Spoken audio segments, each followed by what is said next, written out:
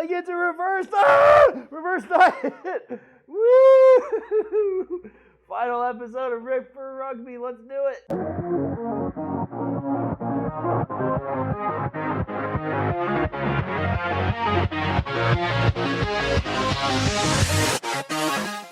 Welcome to the final check-in of Rip for Rugby. We finally did it. We got ripped. The rugby season's almost over though, so we'll say Rip for Rugby 15s. But anyway, it took about 7 weeks, maybe just a little bit longer than that, and lost about 12 pounds roughly. So what we want to talk about today is, should you have a goal weight in mind for when you're trying to do fat loss? A lot of people say, I want to lose 20 pounds, I want to lose 30 pounds, just whatever. They pick a number. And really, the more that you think about it, the more that you look at it, that number is kind of arbitrary. We're going to dive a little bit into why you might not necessarily want to just be thinking about a number for what your goal is.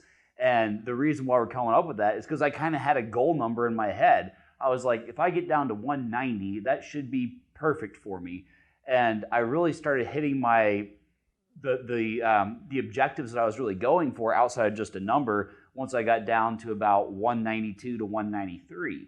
So let's start to think about it for a second, about the differences between what's objective, what's measurable, and what the real outcomes are that we're looking for when you're going through fat loss.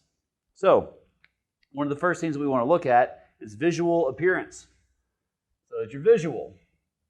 So how do you measure a visual thing? With pictures. And are pictures weight specific? No, they're images. So pictures and progress photos, you can look at them side by side and really start to see how your body is changing visually over time. And that's why I'd highly, highly, highly recommend that every week when you're doing your check-in, just in the same lighting, relatively the same clothes, same pose, like don't flex really hard one day and relax the next. Try to be consistent with the way that you're taking progress pictures, because the scale might be doing something a little bit unexpected, but you'll still be able to see how your body's changing that way. So what else can we look at? Let's think about how your joints feel. So if you've been carrying around a lot of weight, your joints might hurt. Your knees hurt, elbows hurt, just like different parts of your body are going to be aching a lot. So if your joints are aching, when you start to lose weight, you're probably going to start to feel better. Joints hurt less. So is there a specific weight that your joints stop hurting at when you get to it? Not really. It might happen earlier. So once again, no. How do you measure that? By feel.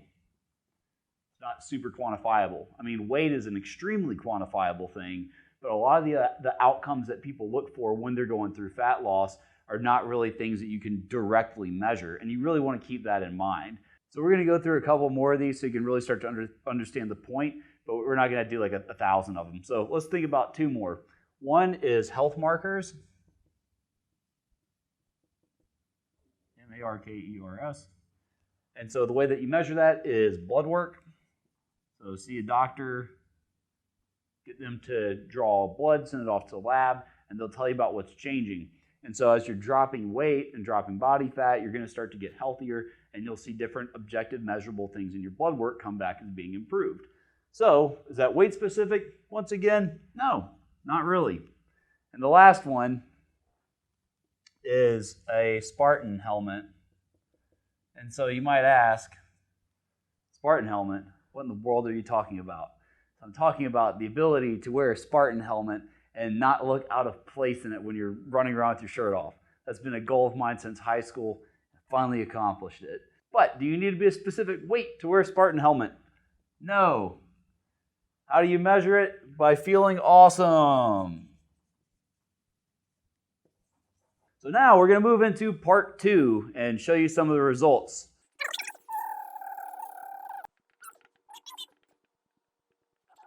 All right, so now we're back and we're going to look at what actually happened.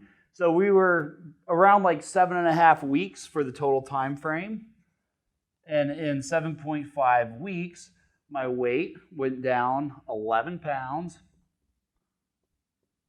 My body fat went down 3.5%. Made that an L so it's a little more obvious. And my lean body mass actually went up by 0.01 pounds. So it stayed the same, basically. That's one of the beauties of taking an approach to fat loss where it's controlled. You're not trying to lose weight at an extremely fast rate. But at the same time, 7.5 weeks isn't terribly long. I'm somebody who likes to eat. As you can tell, I'm very excited to be back on the reverse diet and start increasing my calories and keeping the progress that I made during this fat loss period, because I live in a city that's full of super tasty food here in Austin, Texas. And I like to eat it instead of walking by it and be like, this has to come after fat loss. So being done with it feels great. So yeah, I'm very happy with these results. You can see the start to finish picture right here.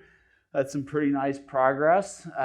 Very happy with that, and it should be pretty simple to sustain, especially getting back into more training, more progressive overload resistance training, and things are going great with that. And some important points to consider are things that happened over the course of these 7.5 weeks that will happen to everybody. Everybody who dies is going to run into the same kind of stuff, but there's what happens to you, and then there's what you do about what happens to you. And that's what's going to make the difference between having results that stick and actually being able to successfully go through a phase of fat loss and just completely falling off the wagon. So, things that happened during this time. I drank beer. Fit it into my macros. There's a couple nights where I went way over, so I blew over macros. There were also times when I had to use moving targets and intermittent fasting to kind of pull the averages back into range to keep progress going. So IF. There were minor injuries. So things that prevented me from having the same amount of activity that I would normally have. And as a result, my total daily energy expenditure went down some and the weight went back up. So yeah, there were 2 points in this when weight went up. And normally that would make people freak out during a diet, seeing your weight go back up. But you start to understand that it's things like stress, a high sodium meal, a lack of sleep. There's lots of different factors that can cause fluid to go back up without it actually being fat coming back on. So that happened. There was a wedding. Went to my friend Jason's wedding back in Louisiana. Great time. Enjoyed myself there. Didn't feel deprived and wasn't like some kind of nutrition weirdo who wanted to eat any of the cake. So that didn't happen. I had a birthday. So I'm now old as dirt, but still feeling pretty good. So I had my birthday weekend. You had the 4th of July, 4th of J. Right, so we had all these different things. The 4th of July weekend, cookouts, grilling, enjoying time with family.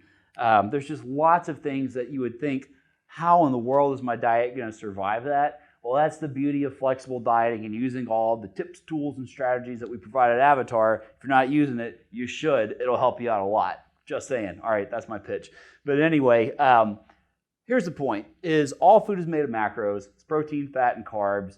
And if energy going out is higher than energy coming in, your weight is going to start to go down. And there's a gajillion different strategies that you can use throughout your process of fat loss to see your weight consistently keep going off. These are things like intermittent fasting. These are things like having not calorically dense foods, so things that are higher volume, high fiber, drinking black coffee in the morning. There's just one thing after another that can really help you stick to your targets and see progress regardless of all the life happening that will happen, because if you're watching this, you're alive, and people who are alive have life happen to them. That's how this works.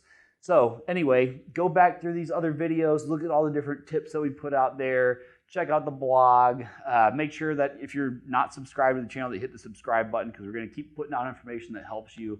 And if you enjoy this video, make sure that you press the like button. That's the easiest thing that you can do. Some of the others require slightly more effort. But yeah, just do that, share with your friends, and I hope you enjoyed the series.